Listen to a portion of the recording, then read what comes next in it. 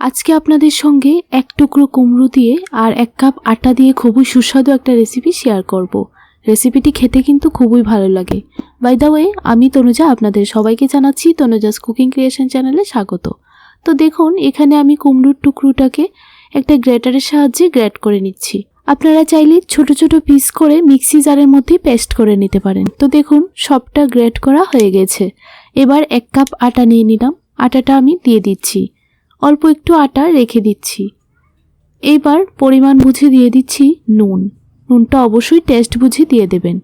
এবার 2 টিস্পুন দিয়ে দিচ্ছি চিনি। চিনিটা দিলে এই রেসিপিটির টেস্ট আরও বেড়ে যায়।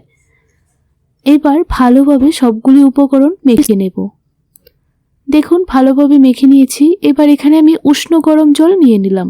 অল্প অল্প জল দিয়ে ডোটা তৈরি করে নেব। দেখুন, ডোটা ঠিক এইরকমভাবে তৈরি করতে হবে। এবার ডোটা থেকে আমি ছোট ছোট লেচি কেটে নেব।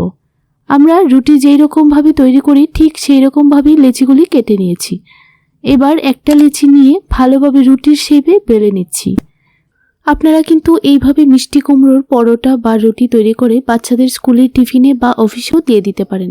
তো দেখুন, একটা রুটি আমি তাওয়ার মধ্যে দিয়ে দিলাম। এবার অল্প তেল দিয়ে ভালোভাবে প্রেস করে করে ভেজে নেব। আর এই রুটিগুলি কিন্তু খেতে খুবই ভালো লাগে। এইভাবে মিষ্টি কুমড়ার রুটি বা পরোটা তৈরি করে সকালে বা বিকালের চায়ের সঙ্গেও পরিবেশন করতে পারেন। খেতে কিন্তু খুবই ভালো লাগে। তো দেখুন, একটা পরোটা তৈরি হয়ে গেছে। সেইমভাবে সবগুলি পরোটাই ভেজে নেব।